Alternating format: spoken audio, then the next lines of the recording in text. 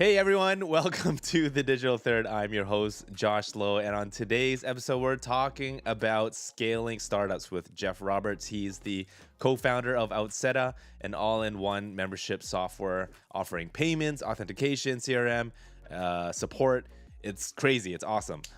So if you're interested in running your own startup and want some practical advice on what not to do and save you time, or as well as what to do, this episode's for you.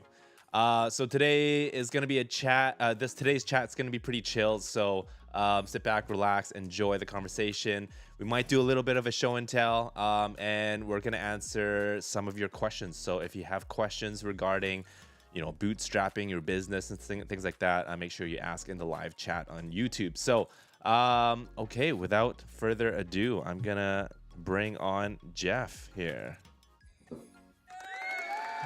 Woo. All right. What's up, Josh? These sound bites never get old.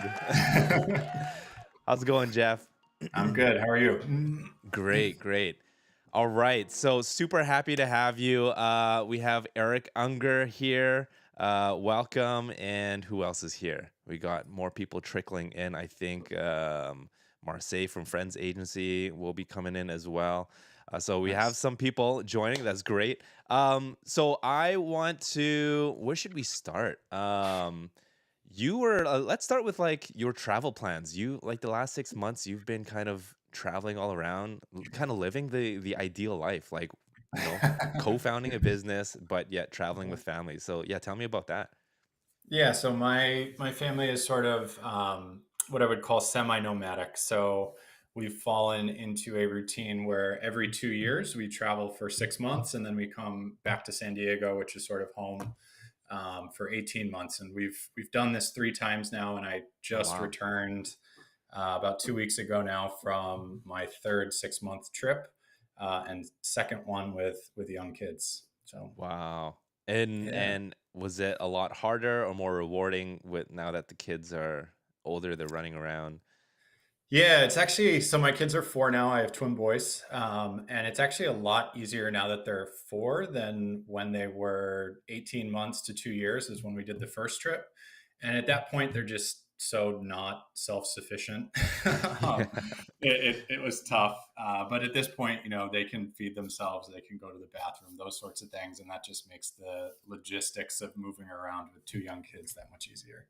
Right. Okay. So I definitely want to talk more about that, like balancing family. Yeah. And I know that was we posted a poll on Twitter asking on different topics. So I definitely want to talk about like dad's bootstrapping business while managing families and stuff like that. But I want to get into Outseta. Maybe we can share a bit about what it is for those who haven't heard. Which if they haven't, you gotta learn about Outseta. It's amazing.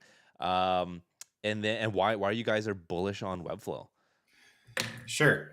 So what is Outseta? Let's sort of connect this to how you and I met, and Webflow specifically. I think most people listening to this that are familiar with Webflow know that Webflow does not offer authentication or payments tools for membership or subscription type businesses. So about 3 years ago, honestly, Outseta was focused on a pretty different target market and target customer.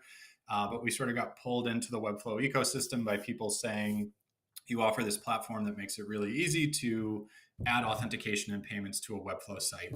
And we started paying more attention to Webflow and the Webflow ecosystem in general. And at this point, it is the most important technology partner that we have in our business. So if you're building any sort of site on Webflow where you need to accept recurring payments or allow people to log into your site to access your content, that sort of thing, Outseta is a product that allows you to add those features to the site. Gotcha. Okay, so I'm checking out the website right here. It's an all-in-one membership software. Yep. And maybe you can share kind of what are the other tools that you're kind of replacing? Sure. So authentication and payments are sort of why people initially buy. It's like we need to charge for access to this thing. But what really makes Outseta unique beyond those features is we've looked at the features commonly used in the context of any SaaS or membership type business and said, what are the features all of these founders need? Right. And aside from authentication and payments, it's a CRM, It's an email marketing tool. It's a help desk, and then some reporting tools as well. So the idea is really you can deliver your content on Webflow, and all of the other tools you need to really run your business on a day-to-day basis. Outseta delivers as well. Okay. Fantastic. That's good. So, you guys are doubling down on Webflow. Like, Yeah. are you curious on your thoughts on the new rebrand and like the new direction, and opening up like the APIs? Can you share more on yeah, like what gets you fired up on that? Yeah, I love the rebrand. I mean, I think enough has been said. The rebrand was a big win. It feels like to make that many people in the design community excited about a rebrand says a lot, and says a lot about the care that the Webflow team put into that. Certainly, like from a selfish perspective, everything around the apps marketplace and the ecosystem they're Yeah. trying to build around Webflow is hugely beneficial to Outseta, and naturally something I'm excited about. But beyond that, I think it was Webflow sort of recognizing that there's this core tool, the designer, that is sort of their superpower, and the Mhm. more time and energy they can invest into that to make that a world-class product, the better. And some of these sort of complementary technologies, things like Outseta, are better served by third-party partners. And we're excited to hear it. We were always a little bit hesitant about fully leaning into Webflow because Mhm. Webflow was previously building authentication and payments features. Right. Um, but now that that's not the case, we're saying this is sort of the ideal front end. We can wrap it with these tools that a certain subset of customers need. Let's lean into that relationship as hard as we can. And you're going to see more and more of that in the next year, certainly. Okay. Yeah. Really exciting. I mean, what I love about Outseta was your ability to, well, I was creating a membership platform or exploring that, for the design gym and digital third. And I love that how when you create members, they have their own profile, and then you can also have all these elements of these uh, data attributes of these members, and then you can assign them to conditional visibility using Webflow as well. So like Yeah. to me, I love that because then you can create like a more custom experience, custom pages for Yeah. member profiles and things like that. So um, yeah, that's what I liked about it. So yeah, Awesome. um, Uh, yeah, just in general, you kind of asked why I was bullish on Webflow, and I can give you my little rant there. But yeah, I think in general, something I've always been fascinated with is whether it's a software company or a sports team or whatever it might be. Once you sort of get to the top, I see one of two things happening: either people are so obsessed with what you've created that they only say positive things and you sort of stop getting constructive criticism, okay, or everybody tries to tear you down. And it's tough wearing the throne, so to speak. And I think I've seen elements of both with Webflow as of late, but in particular, I think sort of the example of the hour right now is some of the enterprise features, and people are feeling like Webflow's moved away from their audience of creators, and they're gating too many right, features on the enterprise plans and whatnot. And I understand where that feedback is coming from, but every time I hear something like that, I just kind of want to scream myself. I'm like, what they're doing, and in like the number of sites that they support, the number of different types of customers that they support, it's difficult to do, and it's difficult to do it as well as they've done it in the context of a very fast growing business. And are they going to get everything right? Absolutely not. But I hmm wish people gave them the benefit of the doubt a little bit more often than they do, based on their track record. They have always been extremely receptive to the community. They've always worked with the community very closely. There's going to be some growing pains, but they're going to get these things right, is certainly my feeling. And beyond that, I mean, for our own business, a lot of our success hinges on Webflow's growth. And hmm that's something we have to think about. Is that something that we're comfortable with? And as I look at all the other technology frameworks and all the other website builders that we integrate with, I'm very comfortable making that bet. And I think it comes down to great software companies, great SaaS companies oftentimes do one or two core things really, really well. When I look at Webflow, I think it's clear they have the best product. I really Mm-hmm. believe Webflow is the best website builder in the market at this point.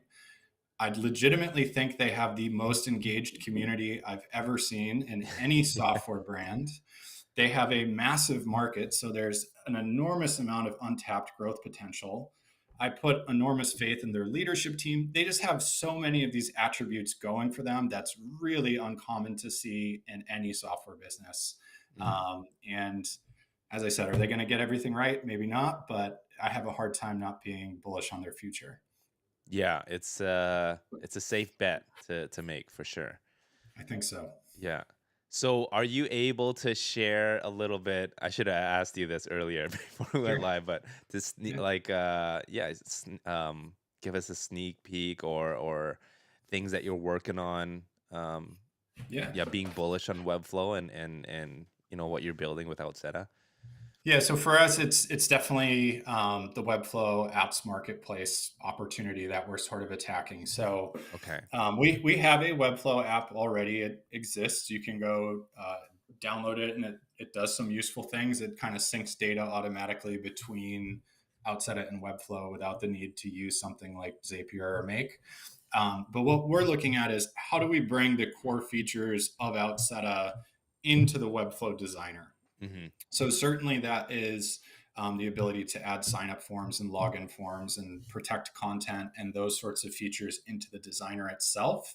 But it's also the things that make Outseta unique. So our email tools, our support ticketing system, lead capture forms that get data into the CRM, all these different things are sort of Outseta components that can be integrated with a Webflow site today, Mm-hmm. but making those components available within the editor or the designer, excuse me, is really the major thing that we're working on right now. And towards the end of this year, you should see a pretty huge update with a new Outseta app that sort of brings Nice. all of our features into Webflow.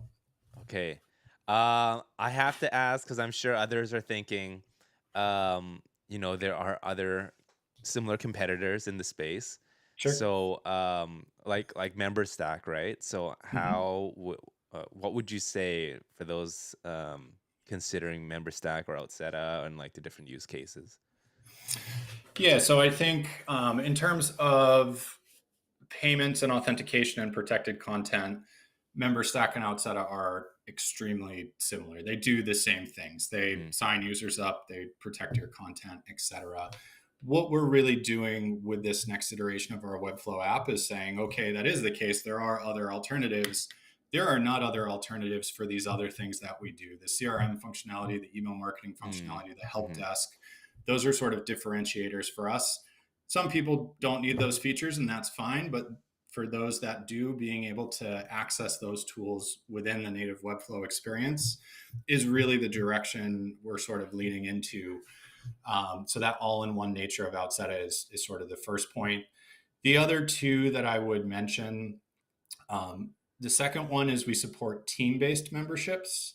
So when you think of a membership site, you Okay. typically think Josh is a member, he pays his membership fees. Mm-hmm. But a lot of membership sites or SaaS products require team-based memberships where you pay for a single membership, but multiple people share that membership and they all have their own login credentials. Mm-hmm. If you have any sort of subscription business that sells B2B, for example, you probably need those sorts of features.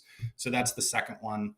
And then the third one is a harder difference to grasp at first blush, but we use Stripe differently from pretty much every other product out there. Okay. And this becomes more meaningful at scale, but our payment processing fees, in terms of the Stripe fees you'll incur, are at least 1% cheaper than anybody else that Mm. integrates with what's called Stripe billing under the hood. So we don't charge you Stripe billing fees. You typically do get charged those with other membership software providers.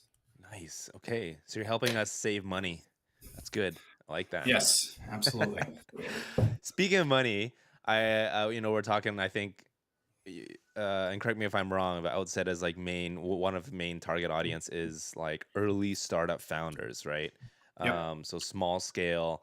Can you tell me why and like maybe talk about just the challenges that small startup founders are facing, and that's why you kind of offer this all-in-one platform.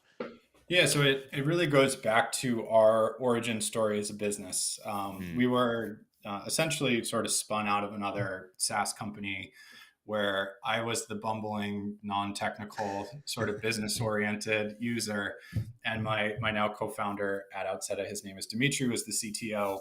okay. And in the early days of that business, I was going to Dimitri and I was like, we need a subscription billing system. We need HubSpot for marketing automation. We need Salesforce as a CRM. We need Zendesk for customer support. Mm, And Dimitri just kind of threw his hands up at one point and was like, I'm the engineer here, and I'm spending more time mm, integrating all these tools and building these systems than I am actually working on our product. Like there's a problem with that. And the reality is, in the context of a more established business, if we're talking a $10 million a year business, you're going to have separate functions. You're going to have technical resources. You're going to have budget to integrate all these tools together. But if you're a solo founder or a non technical founder, getting your authentication system to work with your billing mm, system, to work with your CRM, to work with your email tools, even if you can do it, there's an opportunity cost there of other stuff that you could be doing. So right. the parallel that a lot of people like is Shopify made it really easy to launch an e-commerce store. Outside is making it really easy to launch a SaaS or membership type business. Okay. Okay. Interesting. And do you see way more early startup founders now than before? Is that kind of like the trend? I think people are increasingly realizing that speed to market matters. Mm, I would say even going back 2, 3 years, I would talk to a lot of software engineers and I would be talking about the benefits of an all-in-one platform and getting their products to market more quickly. And I got a lot of just sort of founders shrugging and saying, I'm an engineer, I'll figure it out. I don't care if it takes me a little bit longer to sort of build what I want and get it out the door. But really, just in the last few years, as no code has become more popular, hmm an entire sort of new segment of founders that didn't exist previously. People like myself hmm that are non-technical that now can build the same types of businesses that they previously were not able to, enabled by products like Webflow and Outseta. And I think even the developers now, it's sort of dawning on them. It is easier to launch these businesses than ever before. We need to be spending our time on our software, our content, whatever sort of the core product is, rather than all the technology that the business relies on. Right. Okay. Okay. I'm gonna ask like a big overall, a big question, I guess. Like for Yeah. those who are wanting to start their own thing, Mm-hmm. what are some like overall good advice to start, or like what to avoid? So, like example, like you talked about, Yeah. okay, just speed to market. Like let's just get an idea, test it out, and then using Outside or something like an all-in-one to just prove the concept. But then do they have to consider like scaling long term, and then do they then have to find some custom made stack to like Mhm. scale that, and then is that going to be an issue, like that, like just migrating the existing user base over? So yeah, what are some tips and advice on just you know considering that Yeah. whole journey of being like starting an idea and founding a business? So there's two things there. When it comes to just founding a business, if you're truly at that, should I start this thing stage? Hmm. My advice, there's people that will disagree with me. I would tell you to not worry 1 ounce about scalability. And the Okay. example I like to use is like, even if let's say it's a completely offline business, if you wanted to start um, a business as a masseuse, go and Mhm. find one friend, offer to give them a massage, and charge them $50. Like that's how you start a business. That's how businesses start. If you can't charge $50 for one massage, then you're not going to be able to do it for two or three or 10 or 100. You need to Right. start somewhere. And I think the overarching advice I give everybody is you just have to start. That's the most important Okay. thing. Yeah. And keep it as simple as you possibly can. Like there's a huge I don't want to call it a movement, but a lot of talk in the indie hacking world about like take a Stripe payment link and just send it to somebody and see if Okay. they'll give you payment for whatever it is that you're offering. I 100% subscribe to that. Like make Okay. it dead simple, just Mm, start and then figure out how to grow it from there. Startups are a game of sort of creating good problems, and figuring out how to scale something is a good problem because it means you've got something started already. mm, In terms of once the business starts rolling a little bit, mm, um, then you turn your attention to scalability, and you need to make sure that you have systems that can enable you to go faster. mm. But I still think people massively over architect their tech stack and say, Oh, can really? I Okay. can I take this tech stack from zero to $100 million? It's like, how many companies go from zero to $100 million? And even those that do, it probably takes them 10 or 15 years to do that sort of thing. Okay. You're thinking way too far ahead. You need to be Mm, thinking, if you're a $1,000 a month business, how do I become a $10,000 a month business? If I'm a 10,000 a month business, how do I become a $25,000 a month business? okay. And what you need to do those things is not drastically different, to be honest with you. Mm, Bringing it back to Outseta, we tell people all the time, our most successful customers will outgrow our product, and that's okay. We know that that's part of our mm. strategy. Um, it's certainly not like the best business model in a lot of ways because of that. But if you get to be a $10 million a year business, at that point, you're going to be hiring VPs who want to use tools that they've used before. You're Okay. going to have budget and people who can integrate these technologies for you. Outside is basically, we want to take you from zero to $5 or $10 million a year Okay. as quickly and efficiently as possible. Like that is the customer journey that we want to support. Mm.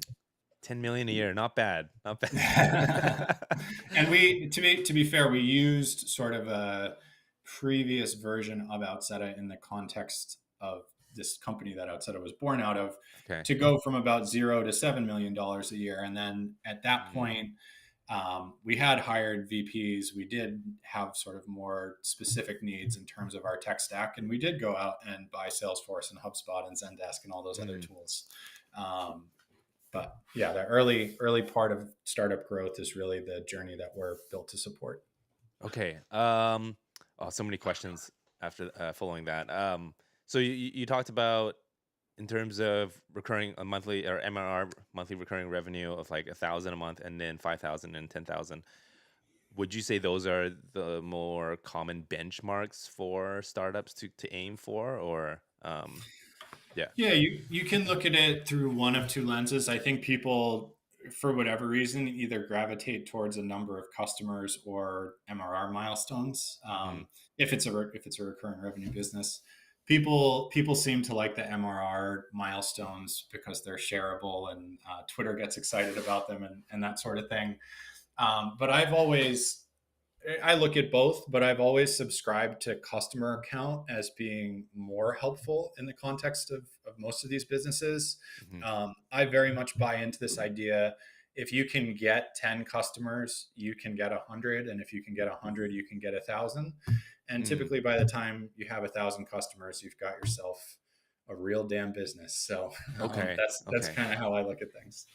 And so would you do aim for like 10x increments then? Essentially, that's Uh, kind of how yeah, you I think scale. those are generally good increments to look at. Okay. And then when we first met, so we met last Webflow conference. I'll Mhm. always remember we're sitting across from each other from eating the most delicious food, a Brazilian steakhouse. It was Yep. amazing. And I think what really impressed me about you was like your philosophy of business. And I was just like picking your brain.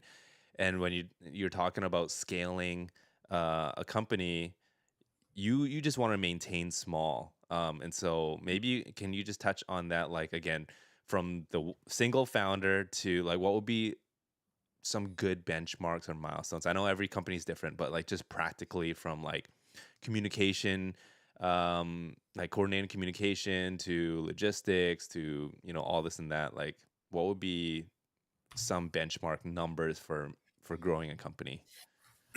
Yeah, I think people look at this. very differently from me for the most Mm-hmm. part. So you hear a lot, especially when it comes to Silicon Valley tech companies, um, about funding and about the size of the company in terms of headcount and revenue and all those sorts of things. The lens that we are looking at Outseta through is how few employees can we have and Mm. build a successful company and still build a very financially successful company and all those sorts of things. And this is by no means like a hard and fast rule or something that will limit our growth, but I've always said to myself, the ideal business that I run has 20 or less employees. Okay. And that's just a size where it feels smaller, more intimate. There's fewer politics. Mm. Part of my sort of bet in how we run Outseta today is 20 excellent people can compete with 80 or 100 people in a more normal organization where you have more hierarchy and senior people and junior people. We're just trying to hire 20 absolutely excellent people and say we need to work within the confines of being a smaller team and still achieve what these larger teams are achieving. Mm. So in my mind, 20 employees has always been sort of this artificial number that's out there where I've said, let's see how far we can go with 20 employees. Mm-hmm. And then people always follow up with, okay, are you limiting your growth? Are you limiting how financially successful the business could be? Mm-hmm. Um, Certainly at some point, if you wanted to grow forever, you would probably need more employees than 20. But in my mind, if we were able to grow Outseta into a $10 million a year business with 20 employees, that would Mm-hmm. be a massive success. I Mm. would be personally thrilled with that, and that would allow us to provide an amazing quality of life for everybody on the team. So that's always Mm. something that's sort of been a motivator for me. Right. Yeah. And you totally advocate for like work life balance. I mean, you just got off from a 6 months travel work leave, and I just that blows my mind that you as the co-founder could do that. Yeah. Yeah. How do you guys structure that like with the remote? I mean, everyone's all remote now, but like yeah, maybe you can share more on like how you guys structure that and Yeah. So delegating authority. we have a very weird organizational structure and sort of way of operating. So um, there's a couple foundational elements. The first one is we have a standardized salary. So if you work it outside of full time, you make $210,000 per year. Mm-hmm. We allow everybody to earn equity in the business on the exact same terms as the founders. So you can elect to work however many days you want per week for cash compensation, or however many days you want per week earning equity in the business. Okay. So that's the second point. And then the third point is you can pick how much you want to work. So you can say, I want to work anywhere from 1 day a week to 5 days a week. And the Wow. overarching idea here is it's sort of a choose your own adventure company, if you will. So you Mm. can come in and you could say, I want to work 5 days a week. I want all cash. I'll take my $210,000 salary. Thank you very much. You could come in and you could say, this Outseta thing, I've got my own projects. I don't have the ability or I don't want to commit to it full time. Can I work on this 1 day a week, earn some equity in your business, and participate in the upside of Outseta doing well if I want to? The answer is yes. Mm-hmm. For me personally, like this has changed as we've grown, but right now I'm earning cash compensation from Outseta 3 days a week, and Okay. I earn equity in the business 2 days a week. So Mm. I know the salary bands. If you're doing cash compensation 1 day a week, it's $42,000 per year. 2 days a week is $84,000 per year. 3 days a week is $126,000 per year. So right now Wow. I'm paying myself $126,000 per year. And then the other 2 days a week that I work on Outseta, I'm growing my equity stake in the business. And everybody in the company sort of chooses the arrangement that Wow. works best for them. That is mind blowing. That's crazy. And it's not like you get like you choose your own even as the co-founder and someone can actually maybe work more and Yeah. get more We, cash than you. we've That's had insane. we've had very different examples. Even today, we have very different examples, and it's all public, so I can share it. But I'll give you two Okay. examples. Our design lead, his name is James. You know James. You've Yeah. come to meet James. James Great started guy. working with us 3 or 4 years ago in a very part-time capacity. He had a full-time Hmm. job, and he was working with us 20 hours per month. Okay. Uh, Wow. Half of it was paid, half of it was for equity. But over 3 or 4 years, in that very, very limited capacity, he built up an equity stake in Outseta of about 4%. And you might sit here and kind of shrug and say, oh, 4%, that doesn't sound like much. But that is probably 4 times what your average C level or VP level employee at a tech company typically earns. Uh, Really? and, and James accrued that, yeah, in a very, very part-time capacity. So it gives employees the ability to build up ownership very, very rapidly compared to what you would have at a regular tech company. Um, and then we have another employee. His name is Bernard. He's an engineer. Bernard, Oh, and James is a designer, right? For those who are listening. yep, Yeah. James is a designer, Okay. and James since, by the way, has sort of scaled into the company. He Hmm. actually took the path that we were hoping most employees would want to take, where he started with us very part time. He's now scaled up to working on Outseta 4 days per week, and he does some Webflow consulting 1 day a week. So he scaled up his involvement from 20 hours a month to 4 days a week as the company grew. We also have an engineer. His name is Bernard. He Hmm. came to us looking for his next project. He had had some success at a previous company, didn't need to sort of maximize his cash compensation, and said, instead, I'm going to work almost not all, but almost all for equity in the business. Okay. Started working on it 5 days a week, and in 18 months or 2 years, built up close to a 10% ownership stake in the company. And Whoa. I tell this story to a lot of people, and they say, Geoff, that's crazy. Like, why would you give someone a 10% ownership stake in your company after they've only been there for 18 months or 2 years? And while I understand where that sentiment is coming from, you have to look at the other side of it.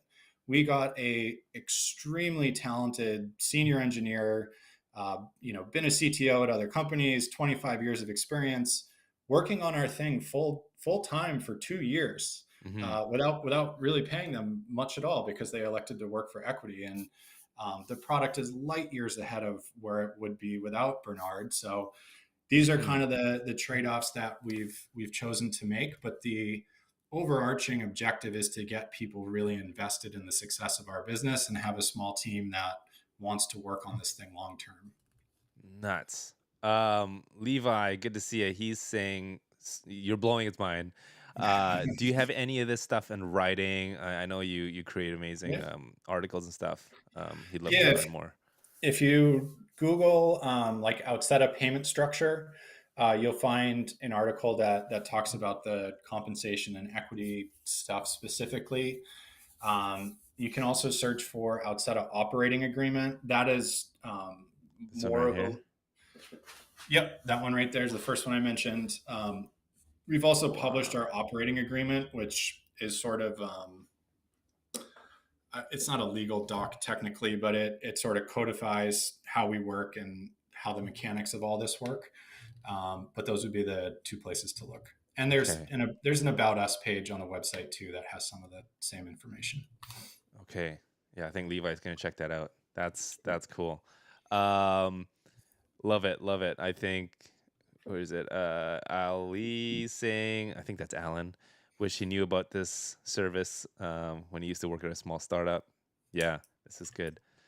Um, There's one final piece I don't want to leave out because it's equally as important.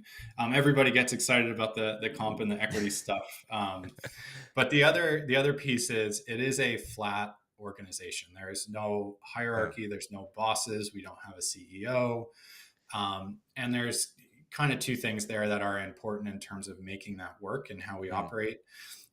The first is um, we hire the best people that we can. We mhm, let them come into the company, and we let them contribute sort of where they're interested and able. The mm, idea is not that like Geoff goes and does the marketing stuff because Geoff is the CMO. It's Geoff is the person with marketing skills, so he's going to naturally gravitate towards and work on marketing stuff. mm. So that's kind of how we divvy up like who works on what. But then beyond that, everybody in the company has access to all of the information about the business. Like there is 100% transparency Mm, about everything.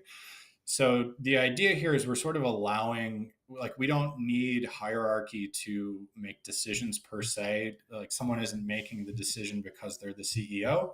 The person who's an expert in whatever area there's a decision to be made about is the person we sort of look to and lean on when it comes to making that type of decision, because that's their skill set and they know everything else going on in the context of the organization.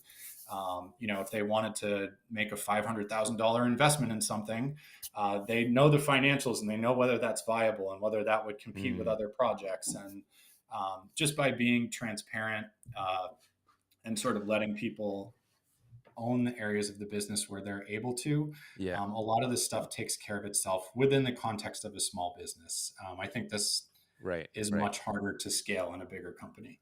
Right. That's crazy. The fact you're basically getting rid of the divide of like the owners versus employee, and you're making everyone an owner. And Yeah. I'm like Levi saying, sounds very much like a DAO, It decentralized. is. It Yeah, and is. I We know. Yeah, I wonder if that's kind of where you got that philosophy. Like, where's all this coming from? Yeah, it's not actually. We started operating this way back in 2016, at which Okay. point no one had really said anything about DAOs. DAOs came later when Web3 became popular. And when people talk about DAOs, they're And just can you talking. explain what that stands for? DAO. Yeah, it stands for Decentralized Autonomous Organization. Okay. And it's basically fancy Web3 speak for Hmm. operating exactly the way that we do. But the sort of difference, I guess, is people had looked at Web3 technology as a way of enforcing, from a technical perspective, like how to work this way. They basically said there's like, this pool of tokens, and every member gets so many tokens, Mm, and there's all this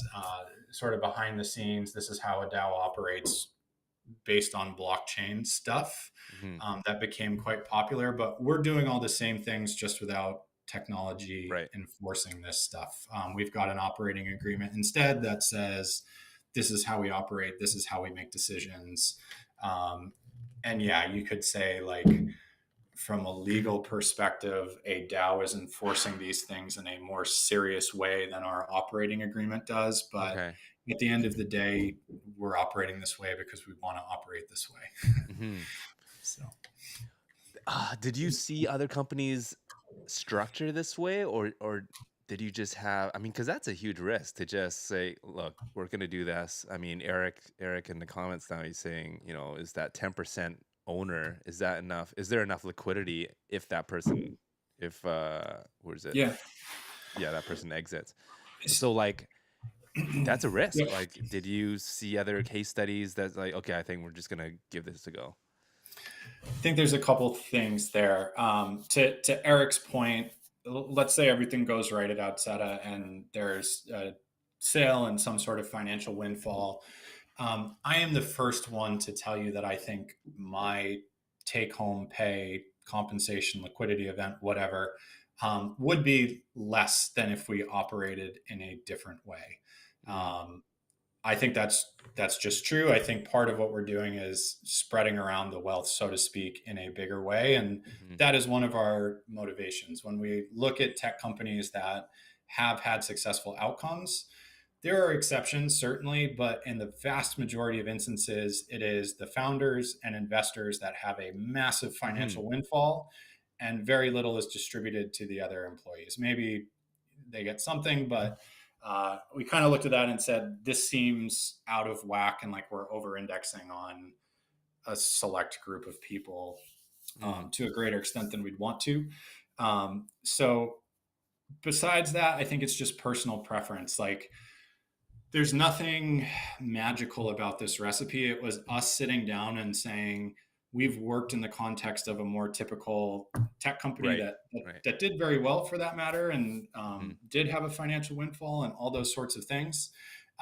But we said we had more fun when we were 20 people than when we were 200. Mm, When we look at who made money and who didn't, it was a little bit not exactly what we wished it would have been in retrospect.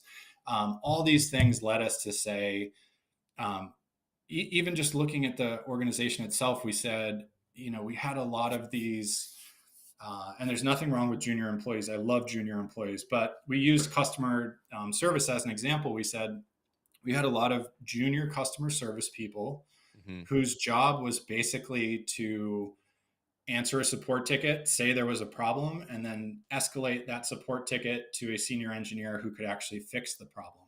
hmm And there's an inefficiency there, right? I'm hmm not saying there's not a need for that person, but we just said, let's cut out that person and make sure if you submit a support ticket, you get immediately to a senior engineer who can jump in and fix your problem immediately.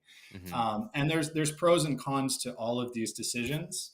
But really, it just came down to sort of personal preference and wanting to spread the wealth around a bit more than you see in most companies. Yeah, man, that's mind blowing. It's so good. I mean, I was having technical issues, and then I filed a bug, and you were directly answering and Yeah, helping me. That was pretty amazing. still do all the time. um. Okay, let's talk about yeah, like I guess maybe your story on bootstrapping as a dad. For those, I mean, yeah, there's some hustling dads out there, and I'm sure they have great ideas. So maybe tell me about like your bootstrapping story or like advice on what to avoid and what to do for those Yeah, interested. I'll I'll just give you my personal experience with Outseta because I think there's something to learn from it, and I think we went into the company with all the right intentions, but I would make different decisions next time around, Okay. if there is a next time around. So um, as we started the company in 2016, we had a lot of discussions amongst the three co-founders. The other two are named Dimitri and Dave, around how we wanted to build the company and structure it and all these things that we've just been talking about. And that was just as much an impetus for us working together as the actual idea that we set out to build. We were really excited about this Mm, organizational structure and all these things that I've just mentioned. Um, and Dimitri, in particular, is an engineer. And he said to me early on, we need a product idea that is big and meaty enough that it's going to keep the engineers engaged for 15 plus years. ooh. So that is part of the Mm, reason that we chose Outseta. We said, this isn't, normal startup advice is like do one thing and go deep. hmm He was like, if we just build a CRM, we're going to be bored of building a CRM in a year or two. Okay. And we see this opportunity to bring together all these tools because all of these SaaS and membership businesses need these tools, but no one's delivering it in the same platform. Uh-huh. This is really more like building 5 software products than one. And because of that, this is going to keep us interested in this idea for 15 plus years. Talk about moonshot goal. Talk That's a about moonshot goal. yeah. Dimitri, bless his heart, I flat out disagree with this decision in retrospect. Okay. I think it came from a good place of we wanted to work together long term on something that was a durable idea that we genuinely thought was going to be a better solution, and I think those things are true. Mm. But startups always take twice as long as you think they're going to. That has Mm. proved true in pretty much every startup that I have worked with or been a part of. Huh. Um, and bootstrapping is really hard as is when you then put such a grand sort of product goal in front of you. It's just delayed our timelines on everything. I would tell you we're 7 years into Outseta right now. We're probably where I expected to be 3.5 or 4 years in. So just by biting off something big in a bootstrap context, you're extending timelines a really long time. And for me personally, of the three co-founders, I am the youngest and I have the least financial independence on my own. So as we grew the company starting from day zero, I did other consulting work to pay my bills and then worked on Outseta as much as I could. And as Outseta made more revenue, I ramped up my pay from Outseta and I ramped down my consulting. Mm. But realistically, it took me, I think it was 4.5 years, or maybe even Wow. 5 years, to get to the point where Outseta could pay a full-time salary that supported my family. Wow. And over the course of that 4.5 years, I constantly felt like I was juggling projects. I wasn't giving Outseta as much attention as it really deserved, because I had to go and work on these other consulting Oh, things. okay. And for me, I was just pulled in too many different directions. I definitely burnt out of juggling these different projects for that long of a period of time. So if I did it all again, the point is, I think you have to look at the business that you want to build and whether it's compatible with how you want to build it. Like Outseta Okay. is without question a venture track company in terms of the product that we set out to build. And if we were going to start out and build Outseta again, I would want to raise money for this particular idea. Oh, If I okay. started another company, Hmm. and wanted to bootstrap, I would look for a very small problem and start there.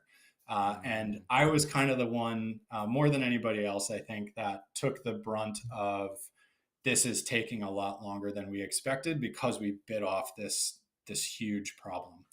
Hmm. So that's kind of the backdrop for all this. Okay. Um, but then as you go into your own entrepreneurial journey, there's always unexpected happenings too. And for me, um, fast forward to late 2019. At that point, we were 3.5 years into Outseta. Yeah. Outseta had paid me a whopping Wow. $0 all time. I Crazy. was I was pretty fried from consulting already. Wow. Um, my wife and I decided to have a kid. We found out that there were two coming.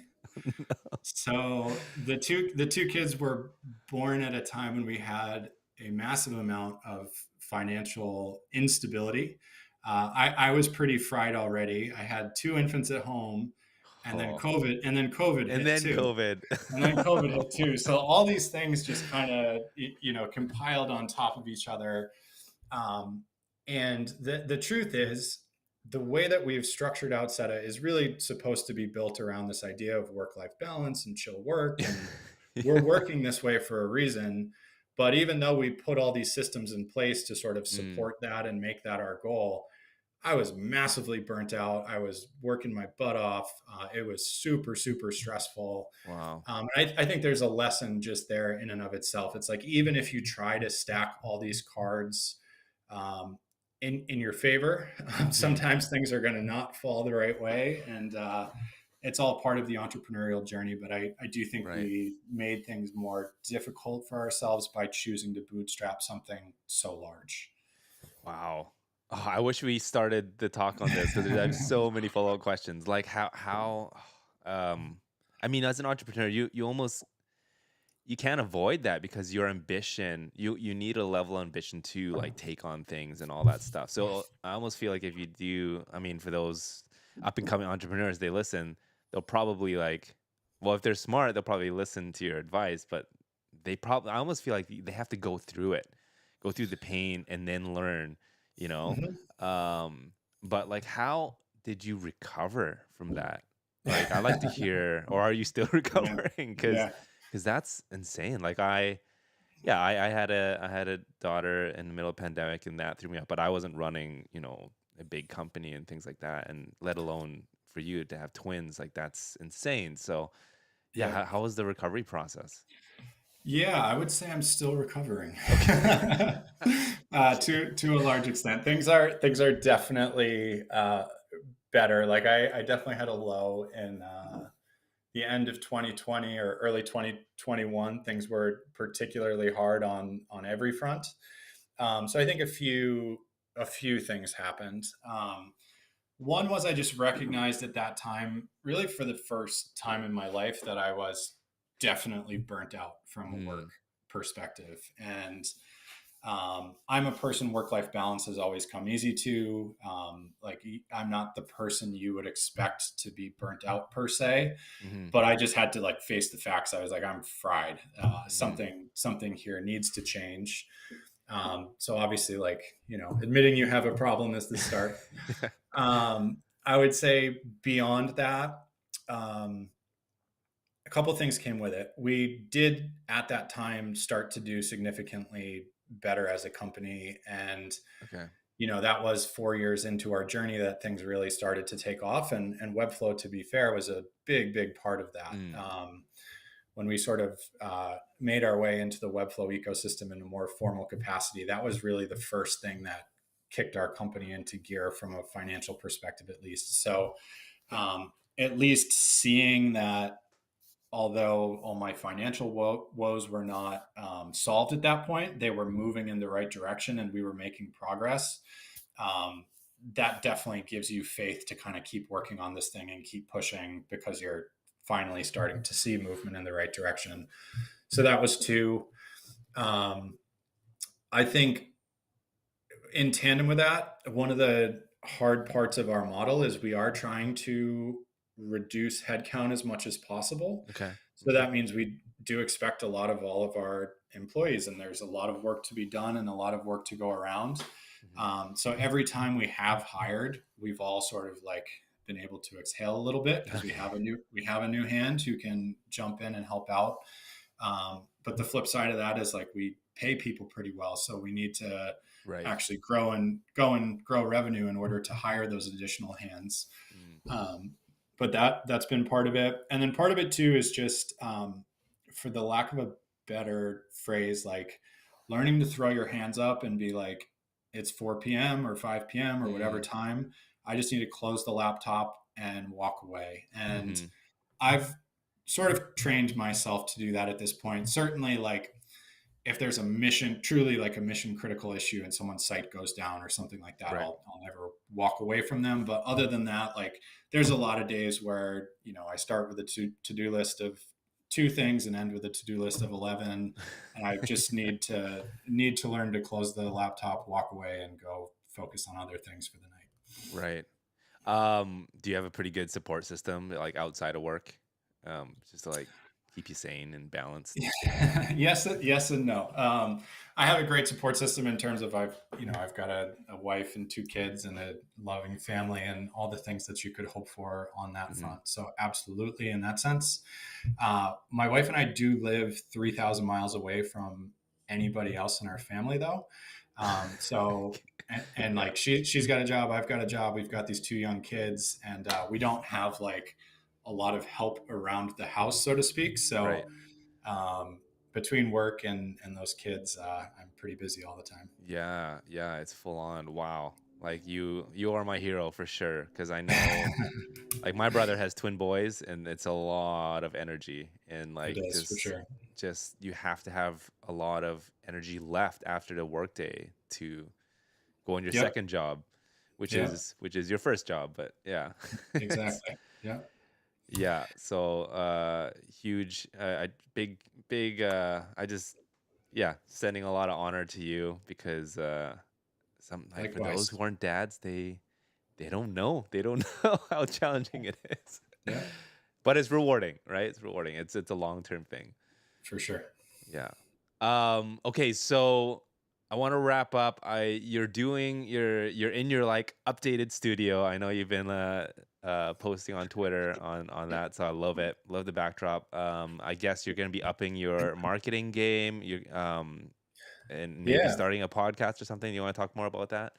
Yeah. That's the fun part for me. So another just side effect of bootstrapping, right? You hear so much in the tech world about especially from all these productivity people. It's like make a list of all the things you need to do and cross off the ones that don't give you energy and don't do those. Right. And it's like, oh, that's nice advice, but if you're not running like a big sizable company or have venture funding to be able to hire and delegate people, you can't do that. And Hmm. the reality of Outseta is I am the marketing co-founder, Hmm. and I would say up until very recently, like 20% of my time maybe has been spent on marketing. It's been spent on product management and support and hiring and back end operations and making sure our terms and conditions are written and updated and all these things that come with running a business.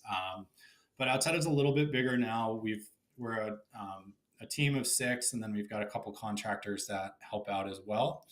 And with that, I've been able to invest more time, and certainly going forward, I'm going to be focused on marketing more, which is exciting for me. This is like the work that I'm best at, that I enjoy doing the most, and I feel like I'm like going back to the basics, sort of. But I'm thinking about now that I've kind of settled down at home for a while, doing a lot more video tutorials. So yeah, I've been working on figuring out the logistics of all these video tools and audio tools and whatnot, and thinking about a podcast as well. Okay. From a podcasting perspective, it's amazing. We get so much business from podcasts. Really? Okay. So From much being business on other from being on podcasts. podcasts just like this. Yeah. We have an automation, an email automation where we ask people how they heard about Outseta. Okay. And relative to the effort that I've put into doing podcasts like this, the number of people that find us via podcast is crazy. Wow. And I also, it's pretty obvious, I feel like, to anyone at this point, like the benefit of doing a podcast is you get to talk to so many interesting people, and it's a relationship building tool. And that's something I think that would benefit Outseta, is just having a podcast so I can talk to other people, and you borrow their audiences and you network with them and all those kinds of things. But right now I'm going through sort of an ideation process where everyone also says if you start a podcast, like there's no point in doing 10 episodes or 25 episodes or even 50 episodes. You need to like commit to doing 100 plus episodes, and that's when things really start to snowball. And I want to make sure before I dive in that I have an idea, a cadence, et cetera, that I can truly commit to doing that long term. There's just, there's so many of these like indie hacking podcasts out there that are very, very similar in flavor. And I want to have something unique that I'm fired up about, that I feel like, okay, I can do this every day for the next 2, 3, 4 years. You know what's a good niche? You could target the dad solopreneurs out there. There you go. Yeah. You could speak it from all your experience. Well, that's awesome. I think you have an amazing wealth of knowledge, as we've heard today. I want to share this one here. So it's a website, the-first-500.webflow.io, and basically it's you just giving content and guidance on how to get your first 500 customers. So I went through this course, amazing, blown away. I mean, like such practical wisdom and advice on just scaling and setting up your systems in place for your early business. So is there anything that you'd want to share for those listening, or just plug anything? I would just think, anyone listening to this that is thinking about starting a startup, certainly we'd love for you to give Outseta a look. But more than that, going back to the advice I gave earlier, I really think it comes down to, if you feel like you want to do this, you need to just start, and you need to make it simple. And that doesn't mean use Outseta, use whatever tooling you want.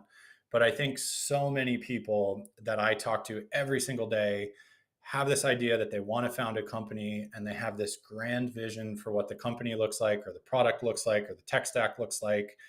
And they let that grand vision get in the way. I tell people all the time, if you can't like put up a simple page and charge $10 for the thing that you're offering, then it doesn't matter how many features you add or how complex your pricing model is or any of these other things. Like start small, start basic, and just get started. And that's always the right first step. Awesome. Great advice. Geoff, thank you so much for being on the show. Appreciate you always. And hopefully I can help you out on your future podcasts Of course. strategies with that. When So I figure it out, you'll be one of the guests for sure. awesome. Thank you. Thanks, everyone. Thanks for listening. We'll see you next time. Bye. Bye bye.